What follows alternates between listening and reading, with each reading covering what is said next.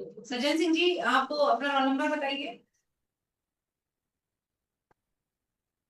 Madam 100427। 100427। Okay, चलिए अपने बारे में बताइए जरा। मैडम मेरा नाम डॉक्टर सज्जन सिंह मेवाड़ा है। मेरा सज्जन, जन्म ग्राम हीरापुर तहसील। आपको अपना सरनेम नहीं बताना है ना? सरनेम तो नहीं बताना। जी। बताइए। नमस्कार मैडम। मेरा नाम डॉक्टर सज्जन सिंह है। मेरा जन्म ग्राम हीरापुर तहसील आष्टा जिला सीहोर में हुआ है। मैंने जवाहर नवोदय विद्यालय श्यामपुर जिला सीहोर से अपनी 10वीं और 12वीं परीक्षा उत्तीर्ण की है। शासकीय दंत चिकित्सा महाविद्यालय से मैंने मेरा dental surgeon BDS course complete किया है। मेरी हॉबी कविता लिखने एवं गाना गाने से है। भविष्य में मेरा विजन है कि मैं दंत चिकित्सा में समान रूप से सब सभी सारे वर्गों को समान रूप से उपचार करूं और उच्च तकनीक के साथ और उच्च कौशल और सहानुभूति के साथ पूरा कार्य करूं। आप गाना गाते हैं, कविताएं लिखते यस मैम। हैं? आप गाना गाते हैं और कविताएं, इसमें आपकी रुचि है ना? कविता लेखन। जी तो जी मैडम। जो आपकी कविताएं हैं वो किस विषय से संबंधित रहती? विषय क्या रहता है कविताओं का? मैडम कविता का विषय भावनाओं से संबंधित रहता है और जो प्रेजेंट चीज़ों में कुछ चीज़ें घटनाएं होती है उसके ऊपर मैं लिखता हूँ। अच्छा, तो अभी वर्तमान में कोई घटना ऐसी घटित हुई है जिस पर आपने कोई कविता लिखी है? अभी तो नहीं लिखी मैडम फिलहाल तो। दांतों के ऊपर लेकिन कोई मैं कविता? जैसे दंत चिकित्सा। दांतों जी के मैम। दांतों के ऊपर कोई कविता या तंबाकू जो लोग सेवन करते हैं, तो उनसे उसके ऊपर कोई कविता अगर यस लिखी मैम। तो बताइए। जी मैडम एक कविता है जिसको मैंने लिखा है। हम्म। देह अगर होता है आंगन तो मुंह उसका मंदिर है। देह अगर होता है मंदिर तो मुंह उसका आंगन है। मत नजरअंदाज करो इसको, इसी से जुड़ा ये जीवन है। धूम्रपान तंबाकू से ना इसे मलित करे। तंबाकू धूम्रपान से ना इसे मलित करे। नियमित सफाई दांतों की रोज प्रतिदिन करें। ठीक है, हृदय रोग ठीक है, मत। ठीक है। जी जी। ठीक है, सुंदर कविता है। ठीक। अच्छा, आप मुझे ये बताइए कि लोग जो है धूम्रपान सेवन करते हैं ना, ये जो है मादक पदार्थ जी वगैरह मैम। इनका सेवन करते हैं, तो क्या तंबाकू का सेवन करने से आपके ऐसा, तो मतलब लोगों को क्या फील होता है? ऐसा उसमें कौन सा तत्व होता है कि लोग उसको बार बार सेवन करते हैं? क्या कुछ मैडम न्यूट्रिएंट्स मेनली मिलता है तो उसको? इसमें कुछ न्यूट्रिएंट्स मिलते हैं कि भाई ये पौष्टिक तत्व है, उनका सेवन कर लो। आखिर लोग सेवन उसका क्यों करते हैं? सेवन इसलिए करता है, इसमें एक केमिकल होता है निकोटीन, जिससे उसका एडिक्शन हो जाता है और एक अच्छी फीलिंग सा महसूस होता है। तो इस कारण से अधिकतर लोग करते हैं। अच्छा, मान लीजिए अगर किसी को बहुत ज्यादा टेंशन हो तो वो इसका सेवन कर ले तो उसको अच्छा फील होगा। नहीं वो उसके से ऐसा सोच रखते हैं। अधिकतर हम लोग बात करते हैं तो बोले कि हम लोग रात भर काम करते हैं तो हम लोग थक जाते हैं तो हम लोगों को थोड़ा सा स्फूर्ति जैसे कुछ मिलती है। ओके।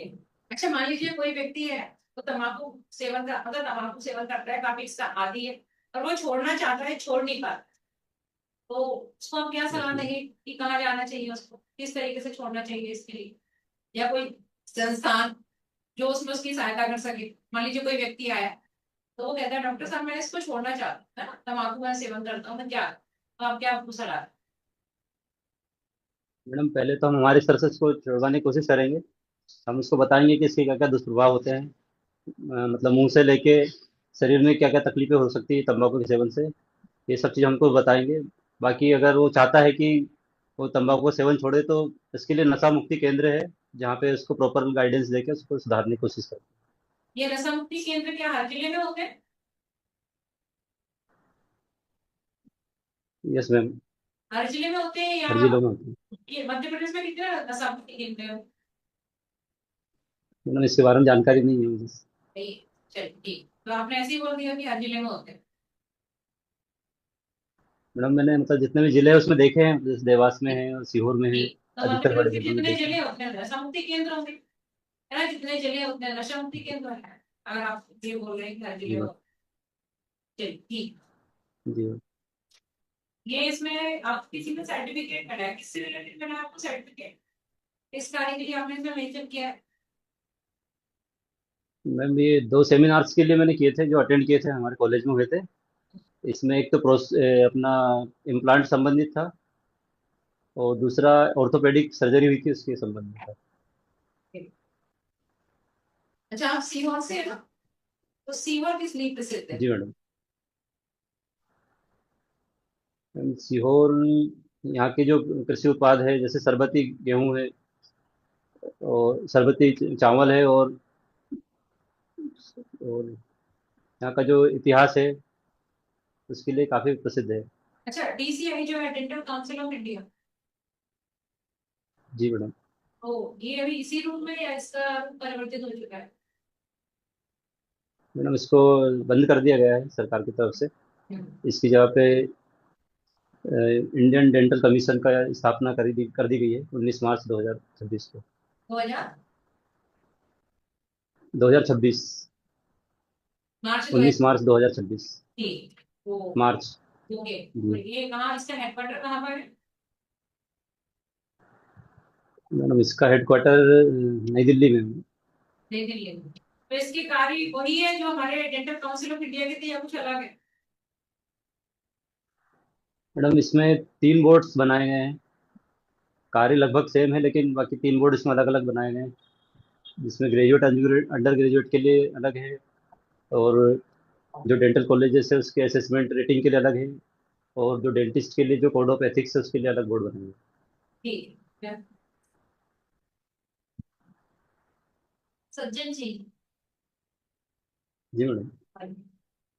सज्जन जी, आप अपनी कैपेबिलिटी के बारे में बताइए कुछ ऐसी जो आपको एक बेटर डेंटल सर्जन बनाती हूँ। मैडम, मैं मेरा कार्य पूरी ईमानदारी के साथ करता हूँ, और मेरे मरीज जितने भी आते हैं उनको पूरी प्रक्रिया को मैं अच्छे तरीके से समझाता हूँ, और पूरी तरीके से सहानुभूतिपूर्ण तरीके से उनके लिए पूरा कार्य करता हूँ, जो कि एक डेंटिस्ट के लिए बहुत ज़रूरी है। ठीक है। सज्जन जी, आपने बताया कि आपने कुछ सेमिनार अटेंड करे हैं periodontics and implantology. Yes ma'am. So आप मुझे नीड ऑफ डेंटल इम्प्लांट्स बता दीजिए, और किस एज ग्रुप तक हम डेंटल इम्प्लांट सजेस्ट कर सकते हैं पेशेंट, इसके बारे में कुछ बताइए। कंटिन्यू। डेंटल इम्प्लांट्स एक तरह से आर्टिफिशियल जो मिसिंग टीथ होते हैं उसको रिप्लेस करने के लिए कार्य आते हैं। इसके अंदर हम लोग टाइटेनियम या जिरकोनिया पोस्ट को जो वो उनके अंदर इंसर्ट करते हैं, और इसके लिए मेरे में जहाँ तक मेरा नॉलेज है, शायद एज का तो कोई ऐसा लिमिट नहीं है, लेकिन बोन डेंसिटी वगैरह अच्छी होनी चाहिए, और कोई सिस्टेमिक ऐसी अनकंट्रोल्ड डिसीज नहीं होनी चाहिए जिससे कि हम लोग उसको नहीं लगा पाए। अगर सपोज कोई पेशेंट है वो डेंट इम्प्लांट कराना चाहता है और उसकी बोन डेंसिटी भी अच्छी नहीं है, तो कोई ऐसा ऑप्शन है यस। आर्टिफिशियल जिससे हम उसकी जो बोन डेंसिटी और स्टेबिलिटी है उस पर इम्प्रूव कर सकें? यस मैम, एक टेक्नोलॉजी होती है जीबीआर, गाइडेड बोन रीजनरेशन। उसके द्वारा हम लोग बोन डेंसिटी वगैरह को हम लोग इंक्रीज कर सकते हैं। सत्य जी, ऑस्टियो इंटीग्रेशन क्या है इम्प्लांट और इम्प्लांट्स में जो टर्म यूज होता है ऑस्टियो इंटीग्रेशन, इसका क्या मीनिंग है? Yes ma'am. मैडम, ऑस्टियोइंटीग्रेशन मीन्स होता है कि अ, जो इम्प्लांट है बोन से अच्छी तरह से इंटीग्रेट हो जाए बायोलॉजिकली तरीके से, without any soft tissue intervention. There is bony integration between implant and bone.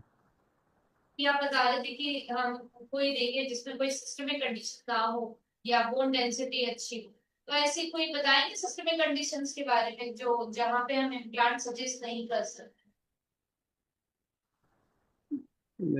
Systemic disease just like osteoporosis, या हाइपर हाइपरपैराथायरॉयडिज्म, या फिर जहाँ भी बोन लॉस की संभावना ज़्यादा होती है उस डिसीज़ में, या फिर हम लोग जिसमें रेडियोथेरेपी वगैरह यूज़ करते हैं उस चीज़ में हम लोग अवॉइड करते हैं। सचिन जी, केस हिस्ट्री का क्या इम्पोर्टेंस है, ये बताइए आप मुझे, जब भी हम पेशेंट डील करते हैं तो केस हिस्ट्री का क्या importance Case history is very important because by case history we can better diagnose and better treat the patient. We can make better diagnosis with the help of case history. है? ऐसी कोई एक ऐसा कोई अपना experience बताएंगे जब आपने केस हिस्ट्री नहीं ली और बाद में आपको पता चला हो कि आपने ट्रीटमेंट परफॉर्म कर दिया है और पेशेंट ने आपको अपनी कोई भी मेडिकल कंडीशन के बारे में नहीं बताया और उससे कोई मिसहैपनिंग हुई। यस मैम, एक बार हुआ है मेरे साथ ऐसा। जी। पेशेंट को कोई अदर डिसीज थी, कुछ साइनसाइटिस वगैरह कुछ था इसको इन्वॉल्वमेंट। और मेरे पास कंप्लेन करके वो आया था कि मुझे एक्यूट पेन हो रहा है अपर फर्स्ट मोलर और सेकंड मोलर में। वो एक्सट्रैक्शन करना चाह रहा थे, तो मैंने उसका एक्सट्रैक्शन कर दिया। उसमें कुछ ऐसी फाइंडिंग नहीं थी कि उसका एक्सट्रैक्शन करा जाए, लेकिन वो एक्यूट पेन बता रहे थे और वो इंसिस्ट कर रहे थे कि हम मुझे निकलवानी है। और उन्हें हिस्ट्री पूछने पर भी बताया नहीं था। एक्सट्रैक्शन जब उनका कर दिया तो उसके बाद में फिर उनकी हीलिंग नहीं हुई। तो जो उनको इन्फेक्शन था काफ़ी स्प्रेड हो गया था, तो उनको सर्जरी करके साइनस वगैरह काफ़ी चीज़ें उनको रिमूव करवानी पड़ी थी। सर्जन जी, आपने ये कंडीशन बताई। हम ये ले लेते हैं कंडीशन की, सपोज किसी जो पेशेंट है उसमें रिसेंटली उसमें निमोनिया से सफर कर रहा है, उसका हम्म। रेस्पिरेटरी वेंटिलेशन भी जो है वो कॉम्प्रोमाइज है। तो आप ऐसे पेशेंट यस का मैम। ट्रीटमेंट करेंगे और वो कह रहे हैं उसे एक्सट्रैक्शन कराना है। और अगर नो करेंगे मैम। तो प्रिकॉशंस लेंगे। मैम, हमको सबसे पहले तो उनके फिजिशियन से कंसल्ट करना चाहिए कि क्या हम पेशेंट आपका इस तरह से करवा सकते हैं कि नहीं ट्रीटमेंट। अगर करते तो फिर किसी हॉस्पिटल में ही हमको ये सब चीज़ें करनी चाहिए, जिसमें ऑक्सीजन सपोर्ट वगैरह सब चीज़ें हो। इमरजेंसी को हम लोग हैंडल करते हैं। ठीक है सर, देखिए लास्ट मेरा आपसे क्वेश्चन है कि आप मुझे आईडीए के बारे में बता दीजिए। आईडीए जो बॉडी है वो क्या, उसके क्या मेन ऑब्जेक्टिव्स हैं। आईडीए एक निजी स्वायत्त संस्था है जिसका फुल है इंडियन डेंटल एसोसिएशन। ये हमारे देश में करीब इसके 75,000 से ज़्यादा इसके मेंबर्स है। और ये हर प्रदेश में है और इसकी बहुत सारी शाखाएं भी है। इसका मुख्य उद्देश्य है कम्युनिटी हेल्थ, कम्युनिटी डेंटिस्ट्री को क्षेत्र में काफ़ी बढ़ावा देना, लोगों को अवेयर करना। इसके साथ साथ डेंटिस्ट की के संगठन के रूप में भी काम करना, सरकार को डेंटिस्ट की पूरी बातों को समझाना, उनकी मांगों को समझाना, इसका मुख्य उद्देश्य। साजन जी, जी नमस्कार सर। नमस्कार। सीहोर जिले का इतिहास क्या है? सर, सीहोर जिले को पुराने समय में सिद्धपुर नाम से जाना जाता था। और यहाँ पे काफ़ी प्राचीन चीज़ें हैं, जैसे कि यहाँ का चिंतामन गणेश मंदिर है जो कि राजा विक्रमादित्य के समय से है।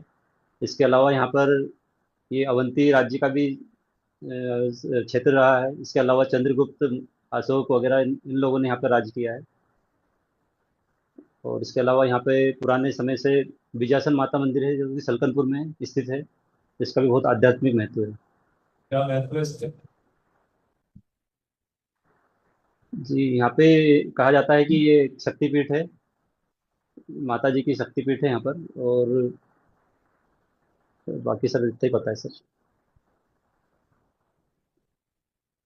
ओरल कैविटी, इसकी स्ट्रक्चर क्या है? ओरल कैविटी का structure. Yes sir. Oral cavity जो मेनली बनती है वो मेस्टिकेटरी सिस्टम, जैसे कि टीथ, टंग, और अपने बक्कल म्यूकोसा, और hard palate, soft palate, floor of the mouth, roof of the mouth, इन सब चीज़ों से मिलकर बनती है। अगर बच्चों की बात की जाए तो बच्चों में डेंटल प्रॉब्लम क्या क्या देखी जा सकती है? सर, मेनली बच्चों में डेंटल कैरी सबसे ज़्यादा पाई जाती है बच्चों के अंदर। इसके अलावा कुछ हैबिट्स होती है, जैसे थंब सकिंग होती है, टंग थ्रस्टिंग होती है, या फिर माउथ ब्रीदिंग होती है। और दूसरी चीज़ होती है कि बच्चे बहुत सारे अवेयर नहीं होते टूथ ब्रशिंग टेक्निक के बारे में, तो इस कारण काफ़ी उनके डिके वगैरह की संभावना ज़्यादा रहती है। कितने एज के बाद बच्चों को ये सजेस्ट करना करना चाहिए कि टूथब्रश करें? सर, टूथ ब्रशिंग का सही समय होता है जब भी कोई सा टूथ फर्स्ट टाइम इरप्ट होता है, उस टाइम हमसे कुछ ब्रशिंग चालू कर देनी चाहिए। और ड्राई सॉकेट, इसके टाइप्स क्या है? Sir, dry sockets is of two types, dry and wet. और डिफाइन कीजिए दोनों। Okay sir. और दोनों डिफाइन कीजिए। फाइन। सर, ड्राई सॉकेट्स जो अपना ड्राई टाइप का होता है, उसमें इन्फ्लामेशन वगैरह होता है, काफ़ी पेन, इंटेंस पेन होता है, बोन हमारी एक्सपोज हो जाती है। जबकि जो वेट वाली ड्राई सॉकेट होती है उसमें पस फॉर्मेशन वगैरह, इन्फेक्शन वगैरह हो जाता है, इस कारण इसको वेट वेट एल्वुलर ओस्टाइटिस कहते हैं। इन्फेक्शन को हम किस तरह कंट्रोल करते हैं? Yes sir. इन्फेक्शन को कंट्रोल किस तरह किया जाता है? Sir, infection is control by totally debridement of the clothes and by irrigation of warm saline and proper dressing dressing by zinc oxide used on cotton pellet on daily basis.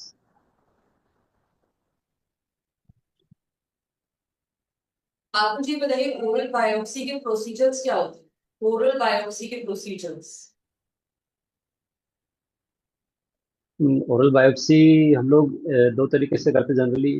Incisional करते हैं, एक excisional करते हैं। बाकी इसके अलावा FNAC भी होता है, कोई से सिस्ट वगैरह हो जो इसमें लिक्विड की मात्रा ज़्यादा हो। सचिन जी, आप ई सिगरेट्स के बारे में जानते हैं? ई मैडम, सिगरेट्स, ई सिगरेट। सुन नहीं पा रहा हूँ मैडम। ई सिगरेट्स। सिगरेट्स। ठीक है, कोई नहीं। हाँ आप मैडम। ये बताइए कि जो फ्लोरोसिस होता है वो किन किन कारणों की वजह से होता है? फ्लोरोसिस मेनली अगर हमारे वाटर में और हमारे फूड आइटम्स में अगर क्लोरीन की मात्रा ज़्यादा है तो फ्लोरोसिस होने के पूरे चांसेस होते ठीक है, और हैं। और इसके मेनली अधिकतर हाँ, प्रिवेंटिव मेथड्स क्या क्या हो सकते हैं इसके? फ्लोराइड अगर ज़्यादा है वाटर सप्लाई में तो हमको डिफ्लोराइजेशन टेक्निक्स जैसे नालगोंडा टेक्निक्स वगैरह हमको यूज़ करनी चाहिए। और एज ए डेंटिस्ट हम लोग सजेस्ट करेंगे कि इसका जो भी ट्रीटमेंट है फ्लोरोसिस के लिए हम लोग उसको सजेस्ट करेंगे कि कौन सा टूथपेस्ट हमको यूज़ करना है, कौन सा नहीं करना है। ठीक है। लास्ट मुझे ये बताइए कि जो सैलाइवरी ग्लैंड्स होते हैं ना, वो किस तरीके से माउथ को जो है प्रोटेक्ट करने में काम करते हैं? ओरल हाइजीन मेंटेन करने में या फिर टोटल हेल्थ को मेंटेन करने में कैसे काम करते मैम, हमारा जो सलाइवा होता है उसमें काफ़ी यूज़फुल कंपोनेंट्स होते हैं, जैसे जो कि हमारे ल्यूब्रिकेशन में मदद करते हैं, फूड मेस्टिकेशन में मदद करते हैं। इसके अलावा टूथ की क्लीनिंग में भी मदद करते हैं। कुछ हीमोग्लोबिन्स होते हैं, इम्यूनोग्लोबिन है जिससे, तो वो हमारी डिसीज से लड़ने में भी हमारी मदद करते हैं। हैं? बाकी कुछ लेक्टोफेरिन। ठीक है सजन जी, आपका फाइनली कंप्लीट होता है वो। जी। और ठीक है, अच्छी नॉलेज है, आंसर भी आपकी फीलिंग अच्छा है। बस ये तो अभी लास्ट में आपके चेहरे पे हल्का सा स्माइल आया था ना, बस ऐसा फेस रखना है। मतलब ऐसा लगता है वो टेंशन में आप आंसर दे रहा है, तनाव। नॉर्मल रिलैक्स होकर आंसर दीजिए थोड़ा आप। सा। नहीं, आप अच्छा कर रहे हैं। जी। ठीक है, नॉलेज भी जी, थैंक आपका यू मैडम। भी अच्छा है। और आपने जो है होम स्टे उसके बारे में भी या संबंधित चीजें जो आपकी वेब से संबंधित है उनके बारे में भी जानकारी है। लेकिन थोड़ा और जानकारी आज रख लीजिएगा, जिस हिसाब से आपसे कुछ करना मतलब आपको नहीं बता पाए थे इसी माता मंत्र है यस मैम। इसके इसके बारे में कुछ सर आपने सरकनपुर के बारे में पूछा था, तो सरकनपुर काफी चर्चा में है। सरकनपुर यस मैम। चर्चा में जी मैडम। सरकनपुर भी काफी चर्चा में, इसको भी थोड़ा देख लीजिएगा आजकल। ठीक है, जैसे जी इस तरीके से अपना उज्जैन महाकाल। मैडम। हाँ, ये यदि आपकी काम कर सकती हुई इसी तरीके से सरकनपुर भी काफी चर्चा में है, उसको पढ़िएगा, पूछ लेते हैं। ठीक है, और नहीं जी जी भी मैडम। ऐसा जरूरी नहीं कि पूछे ले, लेकिन हमको ओवरऑल सबका बता जी है। मैडम। ठीक है, और सब्जेक्ट तो ठीक है। हाँ सज्जन जी, जो आपने अपने जो प्रोग्राम्स अटेंड करे हैं ना, अपने सीडी प्रोग्राम मेंशन किया है, तो वो इससे जी रिलेटेड मैडम। हो सकते हैं कि आपने जो टॉपिक भी कुछ कुछ मेंशन कर दिए हैं, जो आपने टॉपिक मेंशन कर दिए हैं यस। वो आप अच्छे से देख लीजिएगा, ये वहां से भी कुछ हो सकता ठीक है। है ना। ओवरऑल आपका जी मैम। सेटिस्फैक्ट्री। ठीक है। जी, थैंक यू। हाँ।